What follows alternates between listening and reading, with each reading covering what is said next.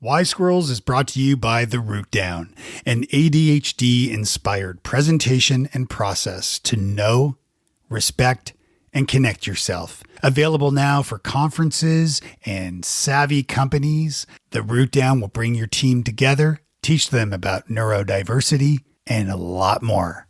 Check out The Root Down, read the reviews over at wisesquirrels.com today.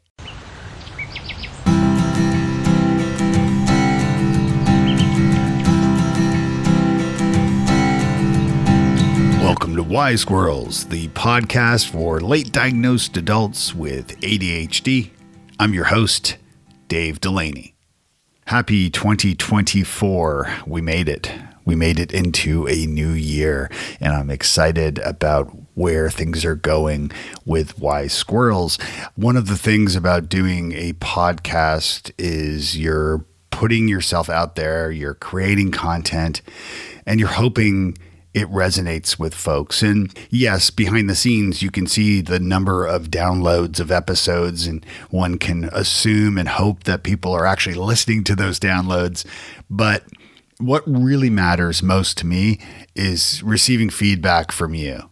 And that can be by visiting wisesquirrels.com and leaving a comment. It can be recording an audio comment and submitting it to me. And there's a link on the website to do that.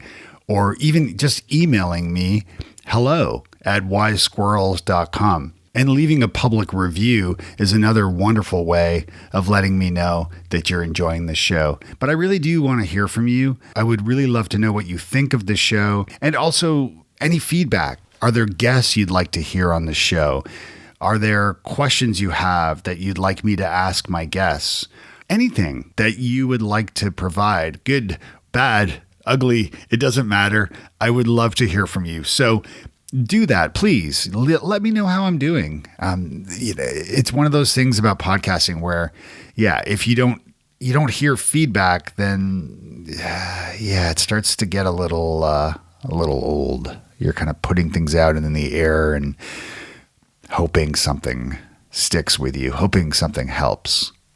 Today, I'm speaking with Dr. Christina Lauk, a PhD in clinical psychology and licensed mental health counselor in Washington, specializing in ADHD-focused psychotherapy, hypnotherapy, and coaching for women at her private practice, peacehumanistic.com. We spoke about careers and reinvention, narrative therapy, burnout, emotional freedom technique, radical gratitude, rejection, sensitive dysphoria, RSD, and much more. It's a fun, great way to kick off the new year, and I think you're going to learn some things and also come away with some activities and things to try for yourself. Of course, a quick reminder that the content provided in this podcast is for informational purposes only and should not be considered a substitute for professional medical advice, diagnosis, or treatment. I'm not a medical professional, so always seek the advice of a qualified healthcare provider regarding any medical condition, including ADHD. Reliance on any information provided by this podcast is solely at your own risk, so just go talk to your doctor. Okay, I began our conversation by asking Dr. Lauk about her early ADHD diagnosis. So I recall you were diagnosed with ADHD at 9 years old. Tell me a little bit about what you recall from then. Yeah, I have a really good memory from then because it was new and novel stuff that was going on in terms of them questioning, what was going on with me. And it really started in kindergarten for me. When I was really struggling with putting together puzzles. And it wasn't that I couldn't put the puzzle together. It was just I've already done it. And I didn't want to have to do it again. And so that was the first time they sent me for testing, but nothing ever came of it. By the time I hit third grade, it got dire and I was really struggling in school. And so they sent me for testing again. And then this time they found out that I had ADHD and I was hyperactive. And the problem was that I was a girl with hyperactivity. And so school always had a hard time with me. They always struggled with me. And if I was an inattentive girl with ADHD, I probably would have been missed. So I'm really blessed to have had the hyperactive component because it made the adults take notice. So by the time I was in third grade, I did get diagnosed. I didn't get medicated at that time. My parents didn't feel that medication was worthwhile. School was happy and satisfied that I was diagnosed, but they really didn't do any accommodations for me other than moving me up a reading level. So I was kind of on my own to fend for myself with my ADHD. So I remember a lot of that time just because it was stuff that was going on and it was exciting and what's wrong with Christina and all that attention on me. And so I learned pretty early on that I had ADHD. And it's interesting too that, the more that I speak to guests for the podcast and other folks who work in the medical field or coaches and things like that, and obviously with a focus on ADHD is how creative ADHDers are, of fellow wise squirrels. And I know you're very creative as well, having worked in dance. Yes. Tell me a little bit about that career and yeah. Yeah, so it was my ADHD diagnosis in third grade that kind of started my dance career. My parents didn't want to medicate, but I was hyperactive, so they needed to keep me busy. So I was always nagging to take dance. And so they finally got me into some ballet classes, and it really went from there. In dance classes, I was able to focus. I was able to, minimize all of my ADHD symptoms and really kind of hone into that creative aspect of it. The creative side of ADHD is that we think outside of the box. We're really innovative in our thinking processes. And if you can find the art form that, really sparks that, it's amazing. And for me, with my hyperactivity, it was dance. I ended up staying in dance for many, many, many years. 30 years I taught ballet. And I love it. And I encourage anybody who's neurodivergent, if you have, a child that's neurodivergent, get them into a dance class. You'll be amazed at how much they focus. And, as an adult, it's never too late to start. Take a dance class, take a pottery class, take an art class. You might be surprised at how much you can focus and really kind of find a nice sense of peace.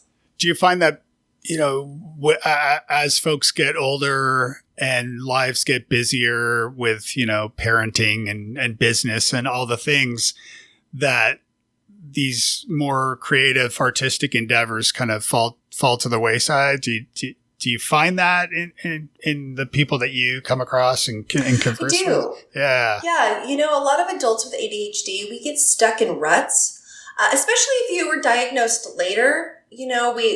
When you're diagnosed later, you tend to feel that you have these unsurmounting problems, and there's something wrong with you. You don't realize that it's just, a neurodevelopmental, the neurodevelopmental side of you.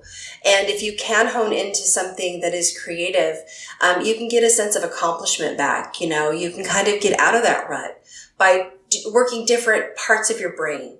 By, the neuroplasticity of our brain, if we can just ignite other regions of our brain, it can bring us to feeling more complete, and getting those thought processes to start rolling again for us. So yes, get something creative, do something creative, whether it is just crafting, or playing the piano that you have collecting dust in the corner. Maybe it's just, reinvigorating an old hobby that maybe you had as a kid. Are there some exercises or things to do to, besides, looking over at that dusty piano, are there some exercises or ideas that one can do to maybe tap in? Maybe they don't, maybe they seemingly, I would say seemingly, because everybody has creative ideas and things, maybe they abandon them as a child, but are there exercises or ways that you've seen where adults, can tap back into their creativity and find an outlet? Yeah, what I always recommend, and it almost goes hand in hand with the social connectedness piece that for us ADHDers that we tend to lose our ability to connect with just our community. I tell people all the time, if you're looking for something to do artistically, go to your local parks and rec, start taking classes. classes for our ADHD brain. It's learning new and novel information, which is really, really great. It'll teach you a new skill. It'll get you out meeting new people. So you kind of hit a lot of the different different things that we should be doing as adult ADHDers in just kind of one big fail swoop. So that's what I always recommend is kind of, find a class where you can meet other people and try something new. The other thing that I always recommend is just be compassionate for yourself. Don't try something and then if you don't do well at it, beat yourself up. We're not going to be perfect at everything, but we need to try new things because the new and novel piece of our ADHD is huge. That is the big dopamine hit that we need. So any way you can seek that out is really, really important. Yeah, it's been interesting for my own journey and realizing, obviously having just been diagnosed not that long ago with ADHD, realizing that my sweet spot is often standing on stages, delivering keynote presentations and workshops and things like that. And, I go way back to the early days where I studied improv at Second City in Toronto and love doing improv and how improv has played a big role in my public speaking talents as well. And some of the curriculum that I've created too. So I really do see like a lot of value in not just tapping in and finding creative outlets, but also finding maybe ways to incorporate them into the work you do. Yeah. Do you find, and you're based, so you started in California originally and moved to Seattle and you serve primarily women, right? In Washington. Is that right? I do. I primarily serve women here in Washington State that have ADHD and a lot of times with comorbid other mental illness because there's a huge prevalence of other types of mental illness with ADHD. So those are mainly the type of women that seek me out. And I offer psychotherapy and hypnotherapy. And I also offer ADHD testing for adults, which in my area, there's a huge wait list for just ADHD testing in general. And for adults, it's even longer. So I've carved out some space to make that process easy for women with ADHD to get tested. Yeah. Why is there, or how long is the wait list? And what are you finding in the field there? Well, the wait list for neurodevelopmental testing could be anywhere from 12 to 18 months. Wow. It's for, and they really try to get kids in first because, the accommodations for school is so important. However, an adult with ADHD, a lot of us need accommodations at work. And so testing is really, really important.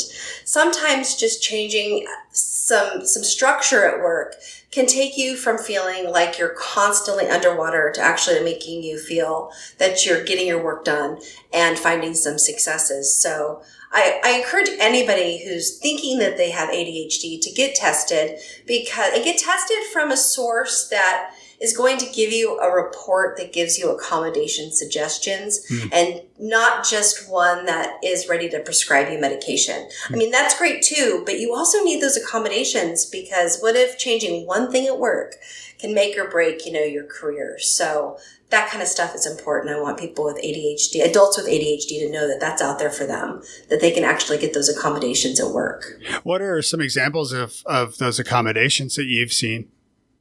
So one that for me personally that I ask for is if I'm in a presentation, can I get the slides in advance? Because if I have them in advance and I can kind of review them, then I'm not overwhelmed in the moment and I have a better idea of what the presentation is going to entail.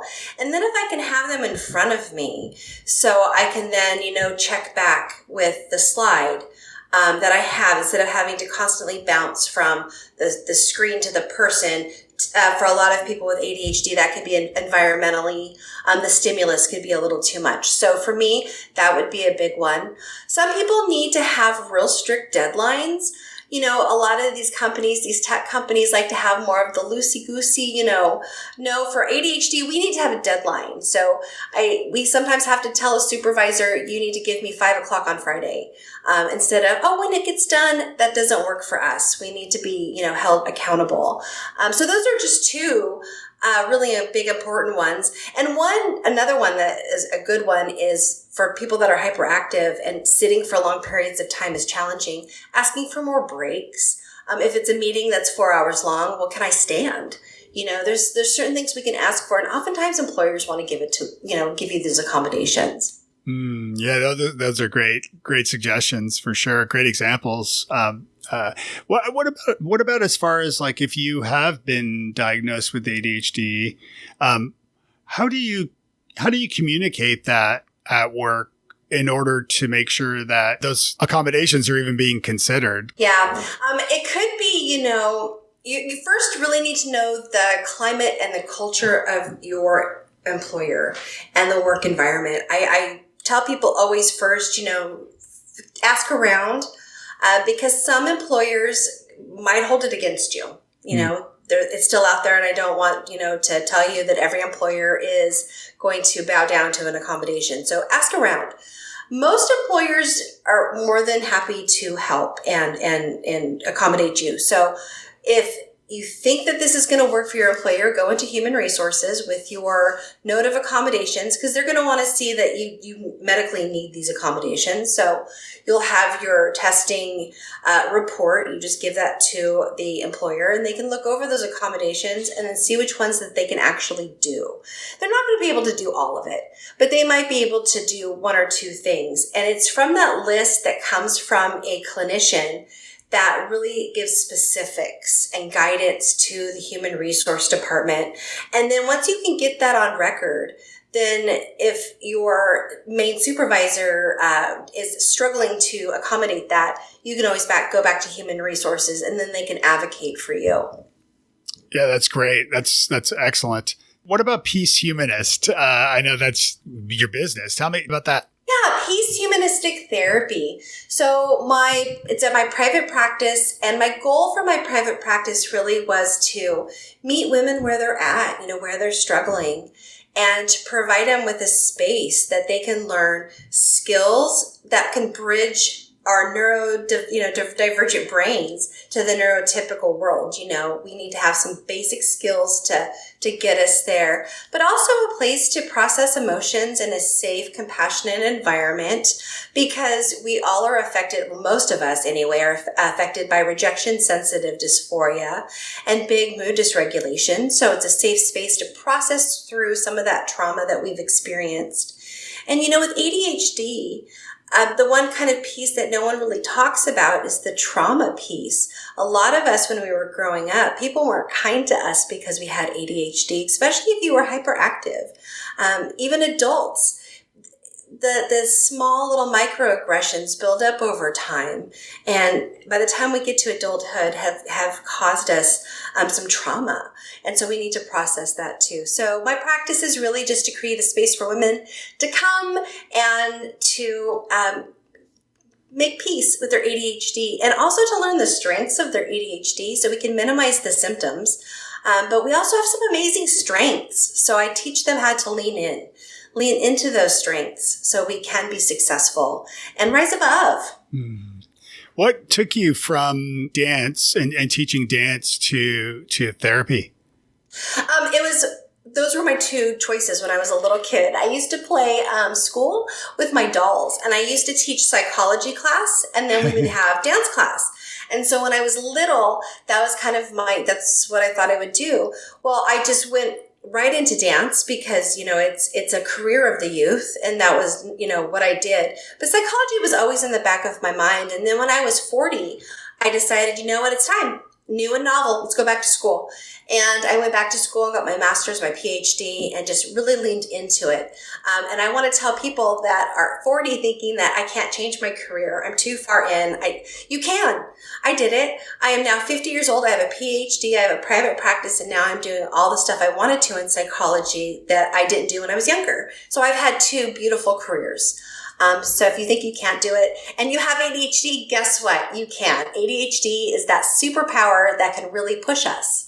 And to do that beyond what other people don't think we can do. Yeah, I remember seeing a statistic that the average person will have like 12 jobs during their lifetime. And I'm looking up the stat. 32% of people aged 25 to 44 have considered making a career change within the past year. And 29% of people have completely changed fields since starting their first job after college. So it's pretty, yeah, I mean, it is something. I think of my own career path and some of there's certainly underlying similarities in a lot of the things that I've done. It's taken me a long time to kind of connect the dots and realize that and kind of land on, my biggest strength, which is really around communication. But it's interesting. Have you found that for yourself or your clients too, of finding sort of that underlying thing that is similar? Like, let me start here, actually.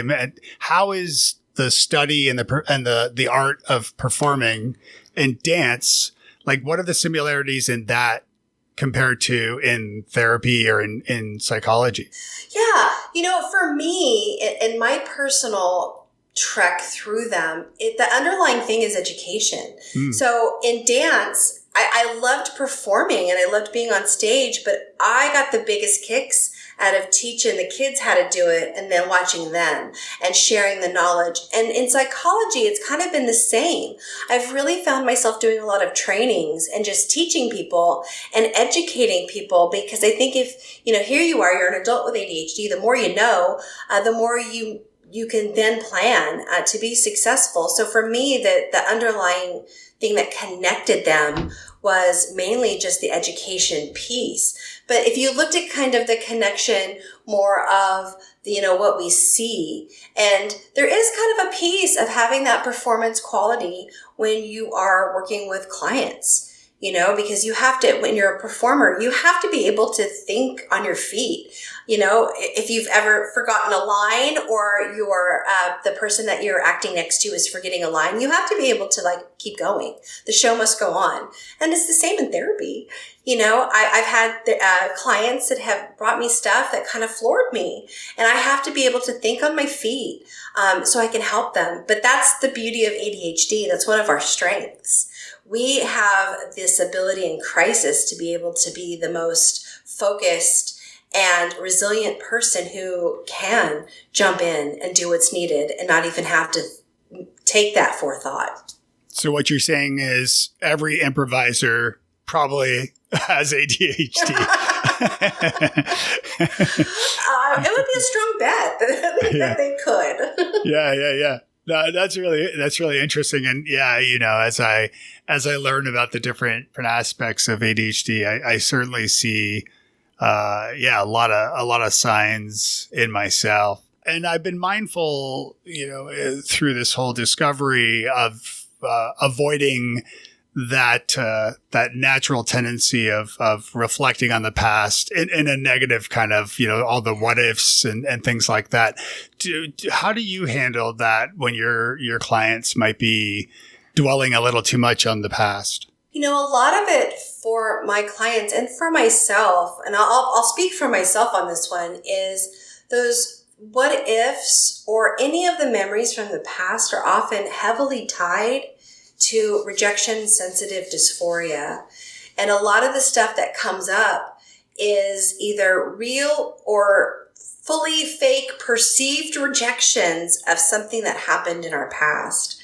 And that's really how that interaction is, and me and my clients that are processing through some of those memories, and a lot of those memories end with, if only I wasn't a failure, if only, what if? Right. I could have just had gotten it together. So a lot of it is that rejection sensitive dysphoria. And there's not a lot of research on RSD. It's not in the diagnostic criteria for ADHD, but it's real and it's really affecting us. So when I work with ADHDers and we're talking about anything in our past, I'm always very cognizant of what really is it attached to? Is it attached to a memory or a feeling you need to just process through, or is it RSD? Which sometimes it could just be a fictional rejection that didn't even happen, but we still need to process through it like it's real, because it's real to them. Is RSD commonly associated with ADHD, or can people It is. Yeah. Yeah, it is commonly with people with ADHD. I have seen it with other diagnoses. I would like to see more research on RSD and the prevalence with ADHD in particular. But just in my grassroots anecdotal evidence, I don't think I've met anybody with ADHD that once I've explained what RSD is, haven't endorsed having it. So it's out there, and we do need to be talking about it more because it's pretty devastating. What are some of the outward signs of RSD? Yeah.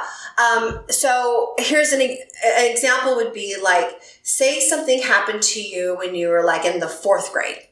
And your memory of it was that you were rejected by who you thought was a friend.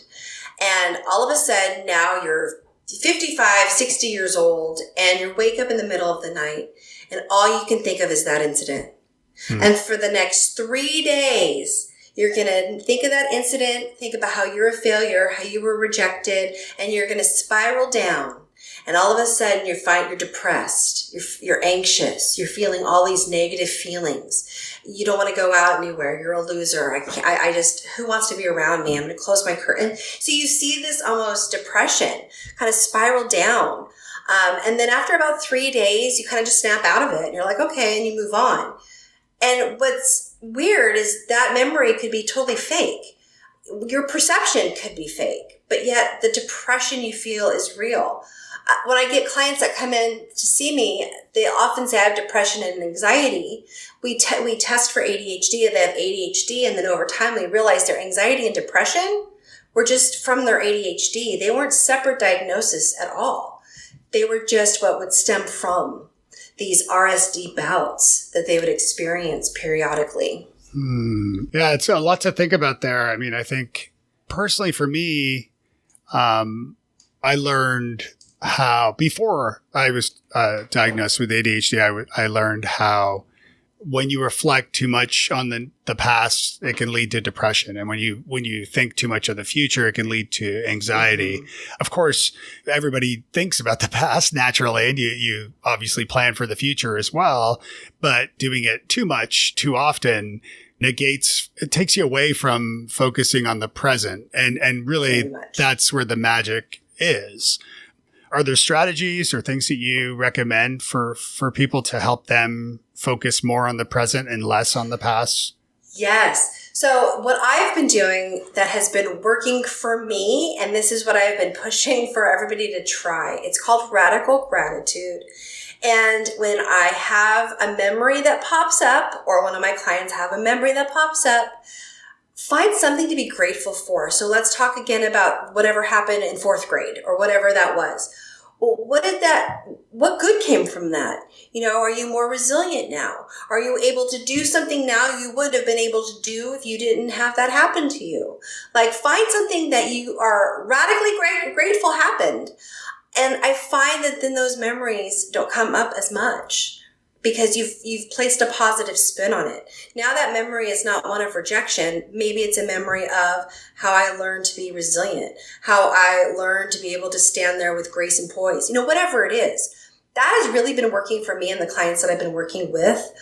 So it's something to try. It's a way to break free from the pain of the past so we can let it just be a memory. Because our past is there, and we want those memories, those good memories, right, to bubble up every now and again. We want to be able to go, oh, yeah, remember when?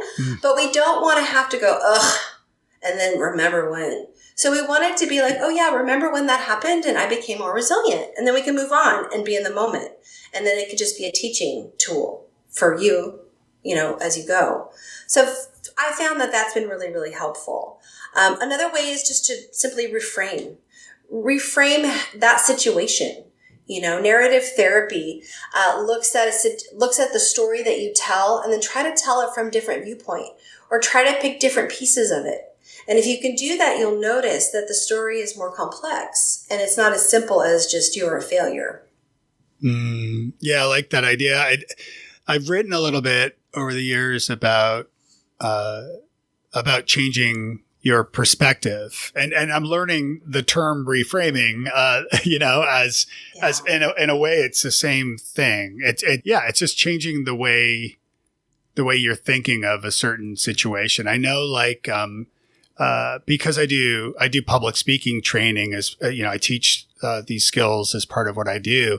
And one thing that I'd heard a while back was about how your body, your mind experience, like fear, or the feelings of fear are pretty much the same as excitement. So, like, you might get goosebumps or chill bumps. You might have the sweats. You might be have a flutter in your stomach, butterflies, what have you. Both of the feelings are the same. And so when you're really scared or nervous about taking the stage to deliver a presentation or a dance, in your case, instead, you're just excited about it. You've obviously practiced, you've rehearsed, you've done all the things, and now it's your chance to share and delight the audience with your talents. Yeah, we often do need to really look at how we look at our emotions. Emotions are just what our body is feeling, and as humans, we have to label them. And every feeling that you have has a positive and a negative emotion label attached. And you just need to really kind of look into your body and think, what am I feeling? And then look at both. Is it fear? Is it excitement? Because both could be true too. But we need to not always go to the negative emotion. Yeah, it makes complete sense to me. I suppose it's difficult, especially not knowing to do that, right? Like, Well, let's put the layer of ADHD on. So we have a difficulty in taking the feeling of our body and putting the label on it, right? That's kind of where we have this disconnect. We have a hard time feeling hunger pains and think, oh, we need to go eat. So some of us ADHDers, we have a little bit of a disconnect between the physiological feelings that we're feeling in the moment, the body feelings, and then what's going on cognitively and emotionally inside us. Oh, that's interesting. I read a book about, it was about mind health and just a better approach to overall health. And I remember the author, on a section about snacking, the author said that, if you are snacking a lot, you're probably thirsty and misunderstanding. And if you were to just drink water instead of get a snack, that would probably solve the problem. And so certainly with ADHD, I had the terrible habit of not just snacking, but like finishing my wife and both my kids' meals when we would go and eat out. Like I would eat mine and then I would eat whatever was left over on their plates too. And I always did it. I always equated it to how my father would never let us leave the table until we finished our plates. And so I would always blame him, and maybe in some respect I probably still can, but I always would say that, like, well, that's the way I was raised. We got to finish our plates and eat everything. So, but not without realizing that, oh, hello, ADHD. Addiction and overeating is certainly part of that too, or Definitely. At least in my experience.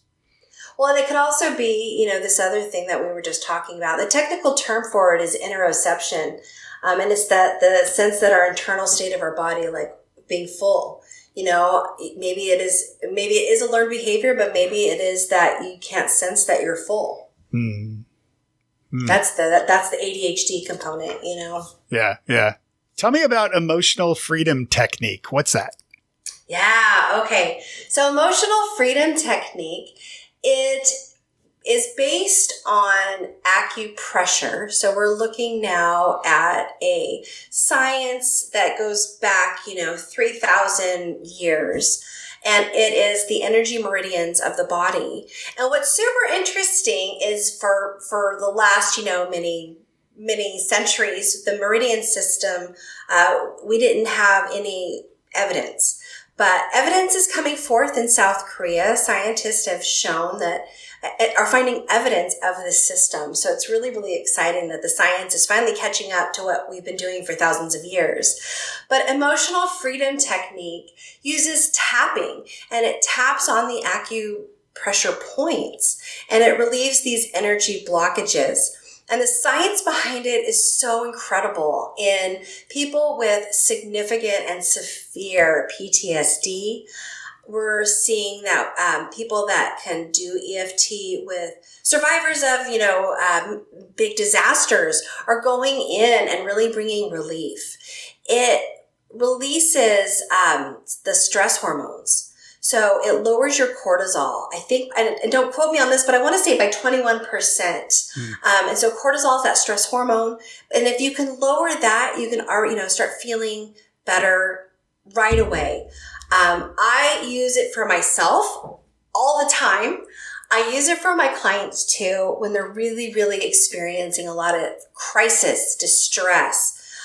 When things have just gotten to the point where they feel like they can't go farther and they're going to just explode, right?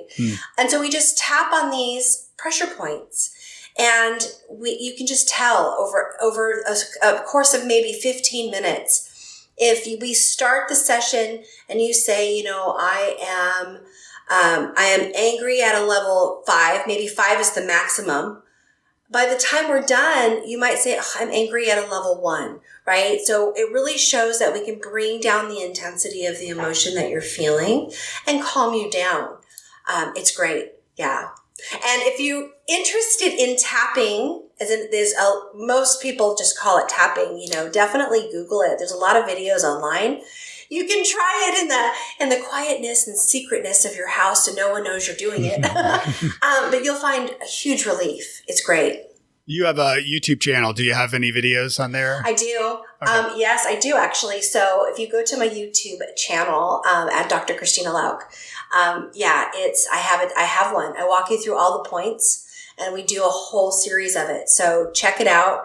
It's great. Great. I'll include a link here in the show notes so that way folks can click over and check that out, because it sounds fascinating. I'm not familiar. I mean, obviously, as far as like acupuncture and things like that goes, I don't know the science behind this stuff, but I do know that I remember a family member visiting us in Toronto and was not feeling great, and like physically he felt like he should maybe try some acupuncture. And there's a tiny little place near our old apartment in Toronto, and it was this tiny little old elderly Chinese man running the place. And so he went in there, and there's all these like potted plants in the window, and it's kind of not nondescript. There's no like, a little bit of signage, but not much.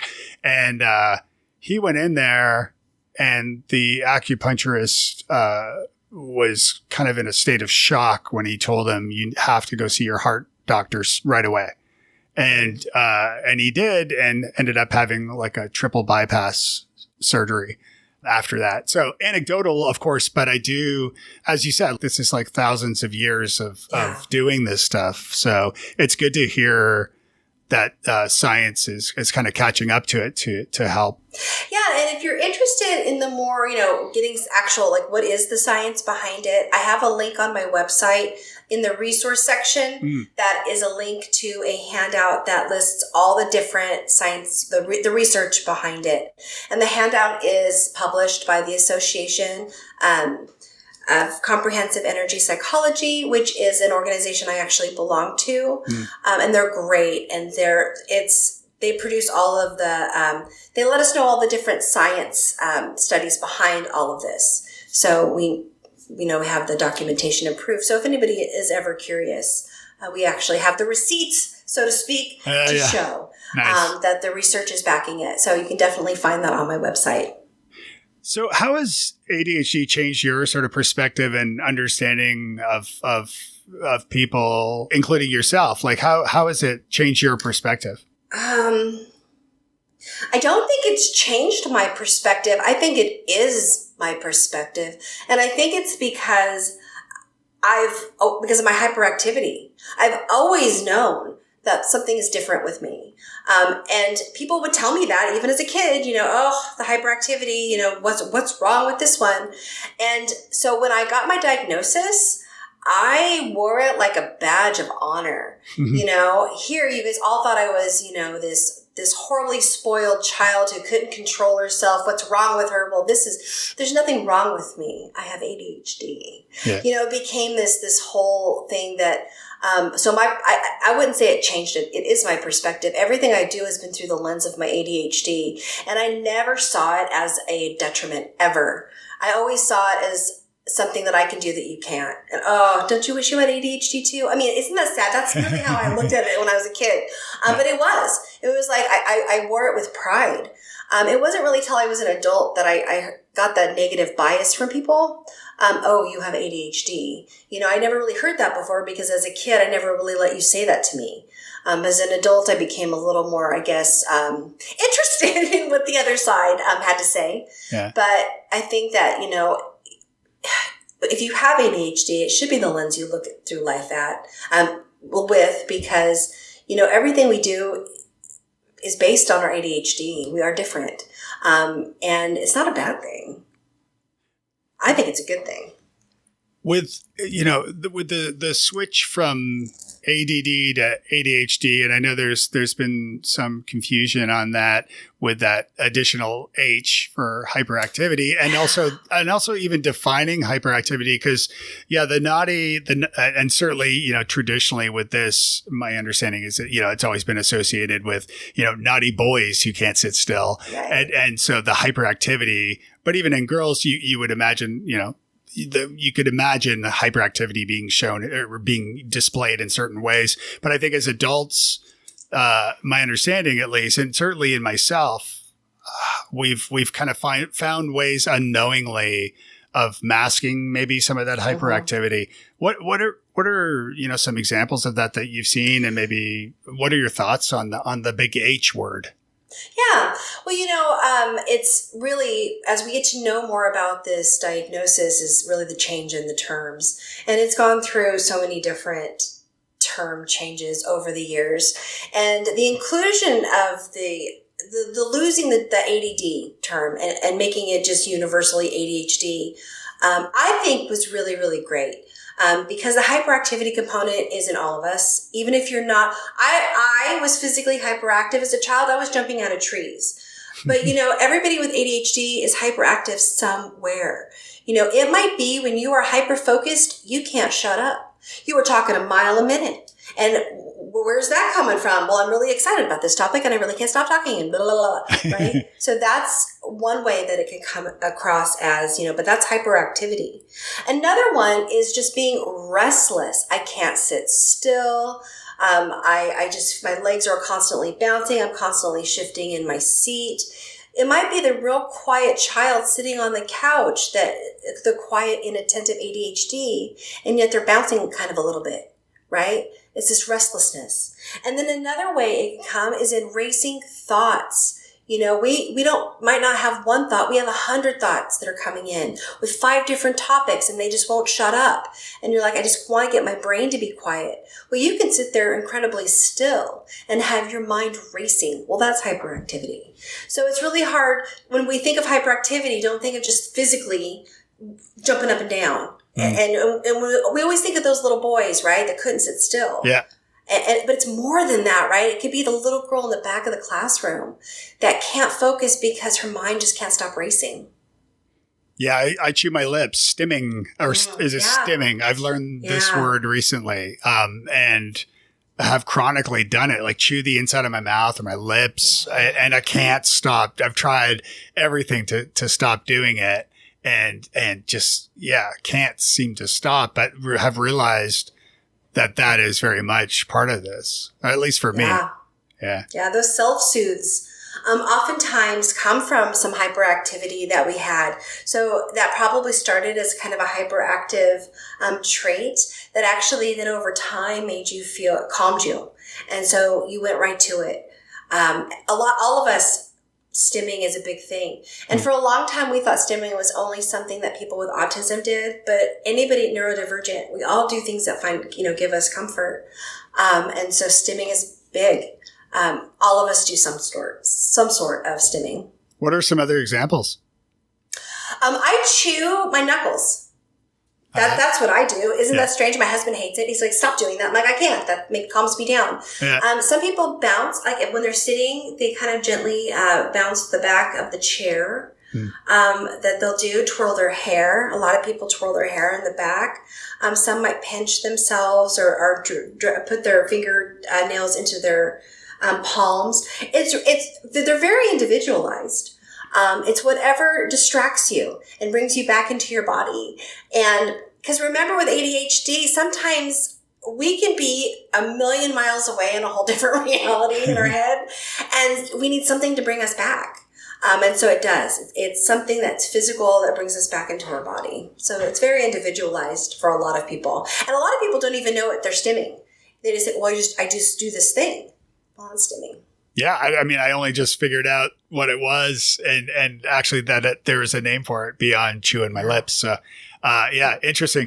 Well, this has been amazing, Christina. Thank you so much. Are there any topics or anything that I didn't ask you that you would like to cover? One other topic that we could just kind of briefly go over, which I think is really, really important in the ADHD space.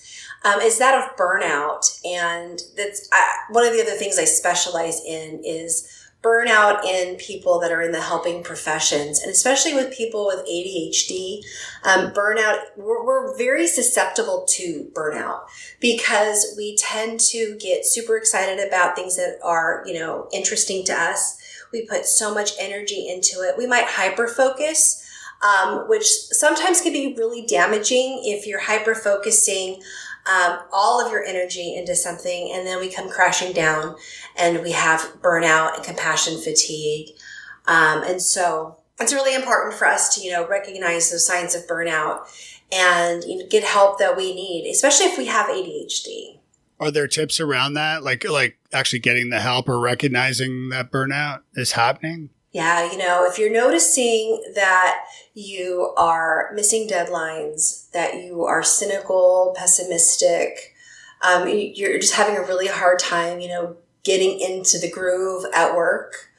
If you're having any of those early signs, get help. Go see a therapist. Go talk to somebody. The important thing with burnout is you have to talk to other people, because if you don't, it will get worse. And then it can get to where you have, chronic physical health symptoms. You might have chronic migraines. You might have heart palpitations. You might be, having chronic depression, anxiety, fatigue. You'll stop taking care of yourself. It can actually turn into a really serious condition, which could lead to some really dramatic effects. So if you're feeling, if you're no longer excited to go to work and you're feeling some of these symptoms, talk to somebody, talk to a friend, a colleague that you trust, see a therapist, go and find a group. I'm doing a free workshop for anybody who's interested. It's on Zoom. And it goes through all the signs to recognize burnout. I'm going to give free strategies to prevent and manage burnout, and also a whole bunch of stuff that you can create a culture of well-being at work. It's a workshop that I do. I've done it at the agency. I've done it for a lot of people. I do it for free because burnout's real. And we need to know the signs and symptoms. So if you're interested in that, that's on my website too. Again, it's a free workshop, no obligation, and you will learn a ton of information. Even if you don't have ADHD, and you think you might have burnout, come. You'll learn some good stuff. To that point, that was a perfect segue of me asking, how can people get a hold of you? Yeah, so my website is peacehumanistic.com, and that's peace, like the hippie, right? PEACE. .com. So that is my website, and you can always email me as well at peacehumanistic@gmail.com, and you can always call me too. My business Peace Humanistic Therapy phone number is 425-276-0612. Hey, thanks for listening to Wise Squirrels. It has been amazing to share this with you. Best way to show your support for the show, leave us a review, follow the show, and share it with the people in your life. We drop new episodes every 2 weeks, so stay tuned for that. Plus, drop by wisesquirrels.com or click the link in the podcast description, and you'll find a lot of different resources like articles, an assessment, a newsletter, lots of good stuff over at wisesquirrels.com. So drop by, let me know what you think, and we'll see you next time. Take care.